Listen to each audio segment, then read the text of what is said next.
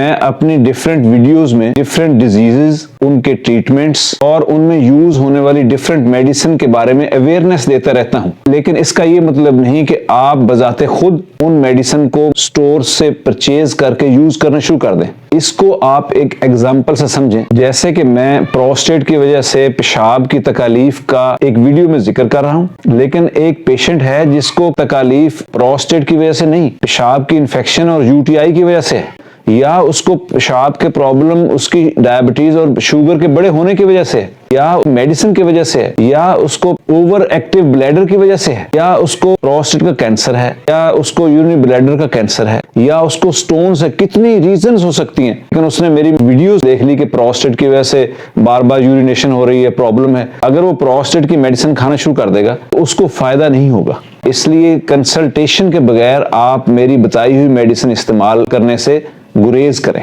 क्योंकि हर मेडिसिन के side effects भी होते हैं।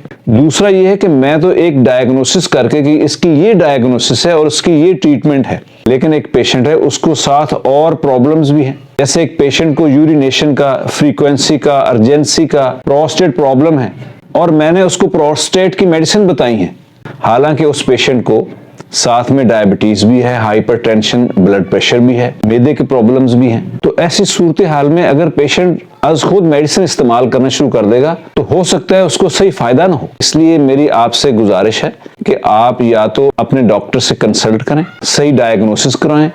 अगर आप मेरे साथ कंसल्टेंसी चाहते हैं तो आप ऑनलाइन भी कंसल्ट कर सकते हैं, और उसका तरीका ये है कि आप अपनी तमाम तकालीफ, अपनी सिम्टम्स, अपनी परेशानियां उनको और उसके साथ जो टेस्ट आपने करवाए हैं वो मुझे सेंड करें, ताकि मैं देखूं कि और क्या क्या टेस्ट होने चाहिए और आपकी डायग्नोसिस कैसे हो सकती है और आप क्या ट्रीटमेंट इस्तेमाल कर रहे हैं, और उसके बाद फिर आपके और मजीद क्या टेस्ट होने चाहिए ताकि आपकी सही डायग्नोसिस हो सके और उसका सही ट्रीटमेंट हो सके।